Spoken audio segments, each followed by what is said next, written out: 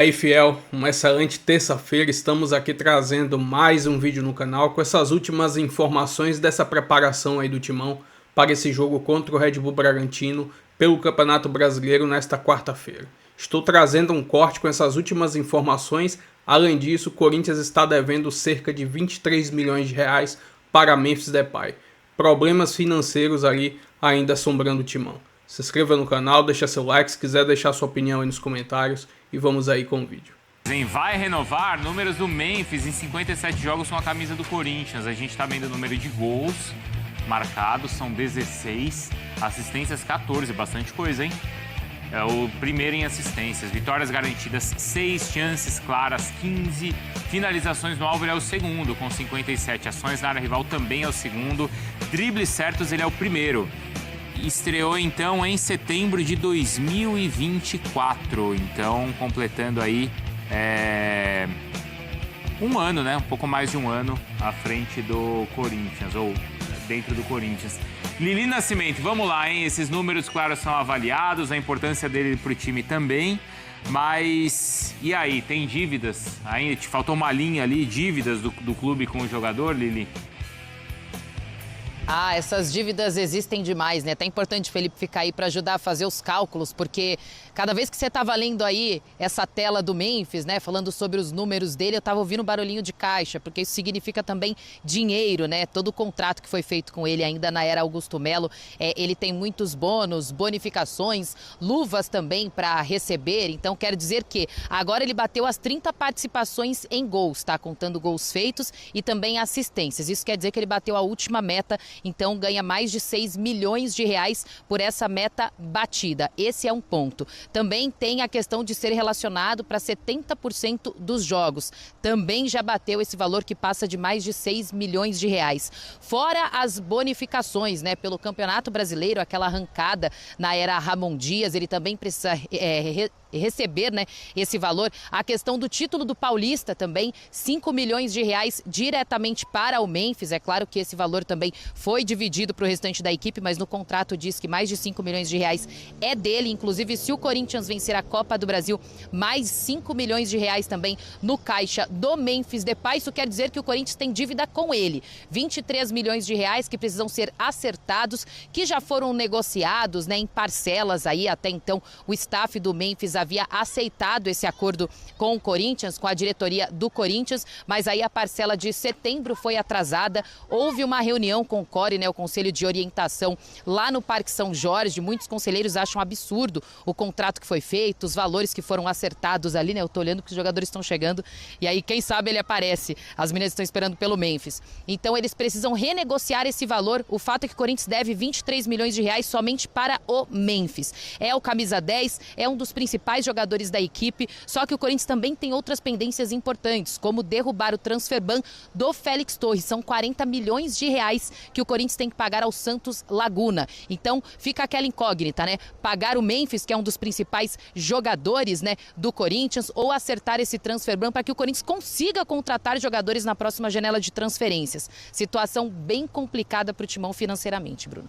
Sai daí, Lili, até porque eu tava tentando fazer uma conta que era assim, se chegar à final da Copa do Brasil, vencer a Copa do Brasil, beleza, vai entrar um dinheiro. Só que aí também tem uma outra bonificação que você tem que pagar pro Memphis. Mais 5. Mais 5. Isso se ele não fizer os gols aí, assistências e tal, né? Participação em gol, né?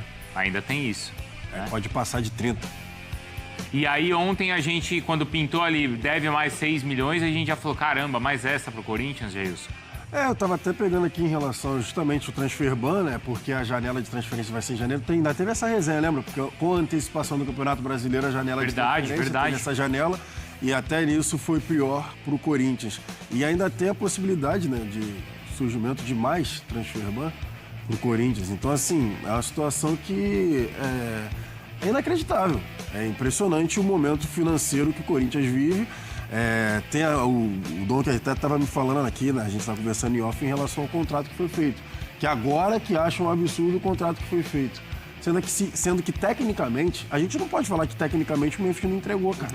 Eu concordo com você. Tecnicamente, ele tá entregando. Concordo. E tecnicamente ele conseguiu fazer o Yuri Alberto jogar. Sim. Essa que é a realidade, porque antes do Memphis, o Yuri Alberto não estava conseguindo jogar. E tecnicamente ele ganhou o título paulista e levou o time à semifinal ajudou a levar o time à semifinal da Copa do Brasil. Sim. Não teve sucesso na Libertadores, Exatamente. É verdade, mas tem esse outro ponto. E ele também falou em relação a gente brigou para não cair na temporada passada. Foi. A gente pega uma Libertadores e agora só chegou o Anrileri e o Vitinho. E aí vocês acham que a gente vai brigar por título. E não vai ser. Não vai ser isso, não foi o que aconteceu. Então, assim, o Corinthians, além disso, ainda vai ter a pressão interna do cara que quer disputar títulos, que é o principal jogador, porque ele quer disputar título também, que não vai ter como contratar reforços. Então, assim, como vai ser esse resto, né, de contrato do Memphis com o Corinthians. E é interessante que na entrevista que a Lili participou, né, ali na zona mista do jogo da Neoquímica Arena, não foi, Lili? Tem uma questão sobre o relacionamento dele com a atual direção. E aí ele responde assim, eu tinha confiança da direção antiga, que é quem me trouxe, que foi quem me trouxe, mas hoje dos que me trouxeram ninguém mais está aqui. Tá, só que os que trouxeram foram aqueles que oficializaram esse contrato, que hoje parece impagável, Donk. Exato. E aí mostra o quanto que é tudo a incompetência do Corinthians. Porque por mais, a questão técnica é indiscutível, é um jogador importante e tudo mais. Mas o Corinthians, com toda a situação financeira complicada, submeter a isso para ter esse jogador, por mais que tecnicamente seja inquestionável, isso deveria ser prioridade. O problema é que no futebol brasileiro sempre se acostumou a essa coisa de ir empurrando com a barriga, muitas vezes, a dívida. Então, é um cenário absurdo, sim. Por mais que o Memphis seja brilhante, acho que tem um retorno. E o torcedor, sinceramente, não tem direito nenhum de questioná-lo em relação mas mais uma meta que o Memphis ganha.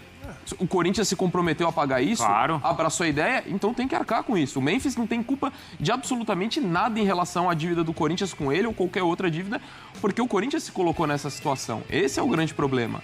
E é um clube que a gente vê por diferentes problemas e por diferentes temporadas que é algo recorrente. Talvez não. Hoje é um clube com uma situação financeira assim, mais absurda, assim, porque você está olhando o caso de polícia recentemente. Então, é uma situação extremamente delicada e por mais que você possa ter o retorno esportivo, possa conquistar o título da Copa do Brasil, não dá para considerar isso como um case de sucesso no futebol brasileiro, por mais que venha a conquistar título, por mais que dentro de campo mais uma temporada de recuperação, de conversa de rebaixamento e lutando por Libertadores mais uma vez, mas não dá para vocês considerar o Corinthians como exemplo, por mais que venha conquistar a Copa do Brasil, o que é perfeitamente possível. E essa questão das metas, não é, Lili? Muitas vezes o torcedor leva como se fosse uma culpa ou uma responsabilidade do Memphis e como o Donk falou, não é. Eu não sei se vocês lembram como surgiu essa ideia de meta, porque essa ideia ela foi muito positiva e foi lá atrás, faz uns 10, 12 anos. Você lembra? Eu ia fazer um paralelo, mas você já está fazendo. Vai, continua. Não sei se é a mesma coisa, mas aí você fala. Quando o Paulo Nobre chega no Palmeiras, o Palmeiras não tinha dinheiro. Não tinha. Então, ele não conseguia levar jogador pro Palmeiras. Lembra, Lili? Aí ele falou o seguinte, eu não posso te pagar, mas se o time atingir metas, eu vou ter dinheiro e consigo te pagar. Então, o jogador tinha salário baixo, e dependendo do rendimento do time, ele ganhava uma bonificação. Porque o time não tinha dinheiro. No caso do Corinthians e do Memphis, o clube também não tem dinheiro. Só que o Memphis já parte de um salário alto e mais a bonificação. Eu ia fazer só um paralelo para jogar para Lili, porque eu ia falar que o que me pareceu é o seguinte, tem um cara de nome, tá? Tem um cara que tem um nome muito grande lá fora e, ele tá sem clube. Saiu agora ali do Atlético e tal, não tá conseguindo jogar tanto. Vamos fazer o seguinte, vamos trazer esse cara com nome pesado pra gente atrair investidor e tudo mais. A gente vai ter que fazer um contratinho, mas a gente não sabe se ele vai conseguir se adaptar ao futebol brasileiro. Será que ele vai conseguir entregar tudo isso mesmo? Então faz o seguinte, bota uma meta ali de 5, 10, 15, 20 pra lá. E aí, se ele atingir, a gente paga. Mas, sei lá, vai que ele não atinge, a gente não precisa pagar. É o que parece, cara. Mas seja parte de um salário muito alto também. Ok, e ainda tinha o papo, mas é o que parece. Ele não deve conseguir. Será que ele vai atingir? É verdade. E ainda tinha o papo, não, mas o patrocinador que vai bancar pra justificar. E a gente tá vendo a situação atual. Hein, Lili? Tudo isso aí pro Corinthians equilibrar. Sim, ele bate todas as metas, né? Inclusive, essa questão das luvas, né? Que é uma premiação pela assinatura do contrato, elas foram divididas em 3 parcelas, 24, 25 e 26. O Corinthians precisa acertar as vencidas porque já em fevereiro vence a 3ª. Então, num todo, o contrato dele até o final, cumprindo todas as metas, pode chegar a 120 milhões de reais. Lembrando que a principal patrocinadora deve arcar com cerca de 57 milhões de reais. Ponto. O restante é do Corinthians e tem uma parte que está atrasada e o Corinthians precisa pagar. Tá vendo? Tá assustado, Gelson? Eu tô, cara. Porque nem as luvas, o acordo foi dividido em 3. Aí não pagou. Não. As 2 que já venceram. E igual o Maicon, a questão do empréstimo do Maicon, que também não pagou. Exato.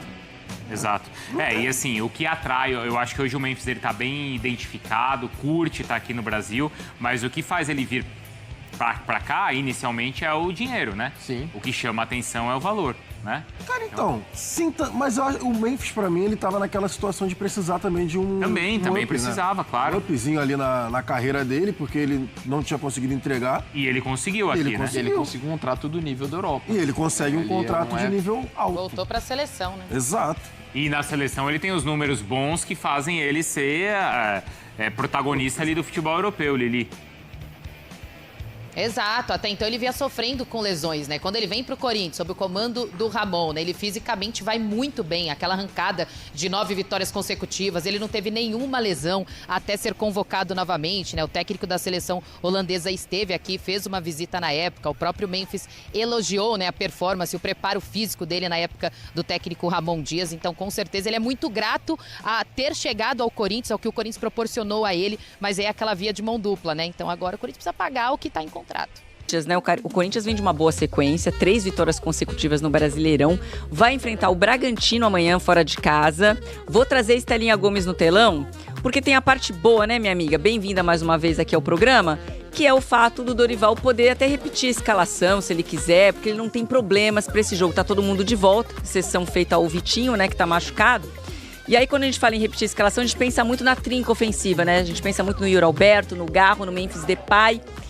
E falando no Memphis Depay, que o Corinthians aproveite enquanto tiver tempo, né? Porque o Memphis deve ser convocado também. Então deve atrapalhar um pouco aí a programação para os próximos jogos, né? Mas também tem a questão do planejamento para 2026, que o Corinthians não consegue saber o que será de 2026 e principalmente a permanência do Memphis Depay, né? É isso mesmo, minha amiga, tudo bem? Boa tarde a todo mundo que nos acompanha aqui no Taon. O Memphis, inclusive, disse em zona mista, né, na última partida depois do jogo contra o Grêmio, que despistou um pouco em relação à renovação, o contrato dele até meio de 2026.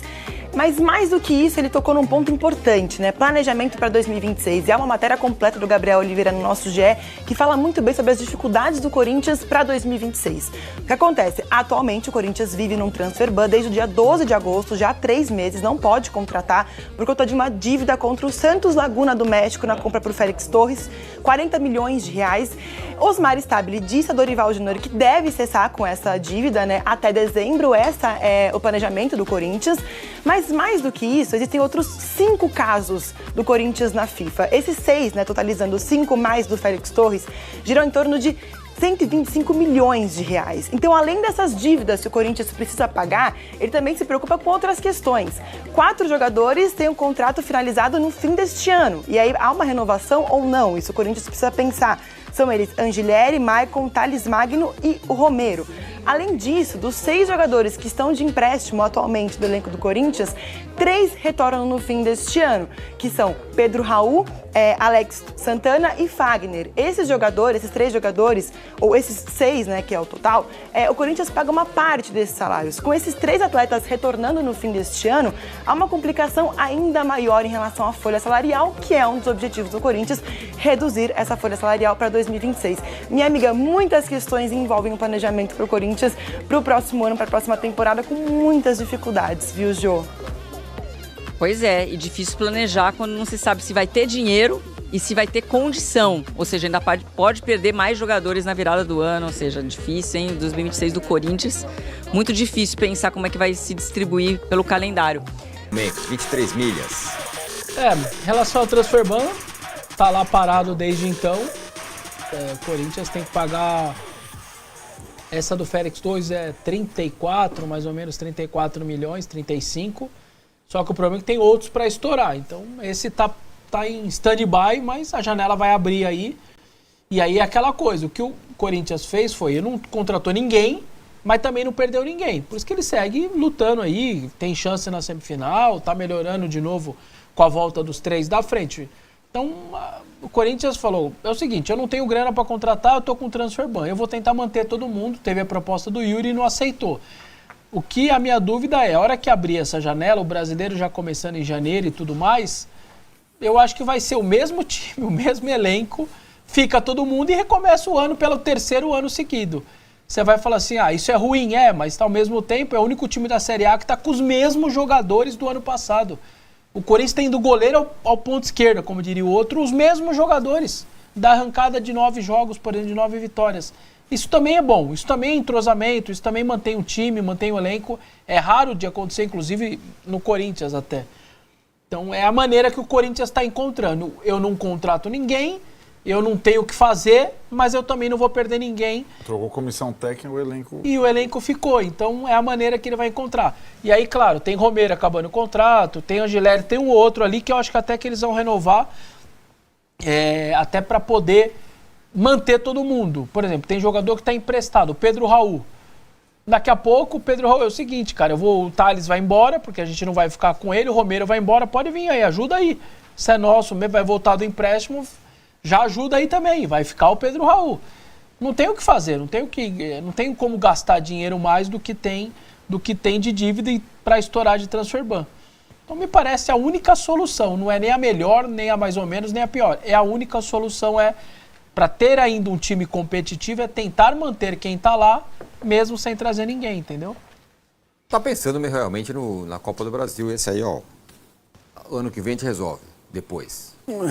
Mas certo mesmo seria vender o Yuri Alberto, rescindir com o Memphis, fazer um acordo, vender mais 2 pelo menos, colocar aí 120, 150 milhões no caixa, né? Se livrar do transfer ban, mas para fazer isso precisa ter coragem, porque o time vai ficar mais fraco, você vai correr risco de rebaixamento, é muito difícil fazer isso, eu entendo. Sob esse aspecto, sob esse ponto de vista, eu entendo, mas o correto era isso, né?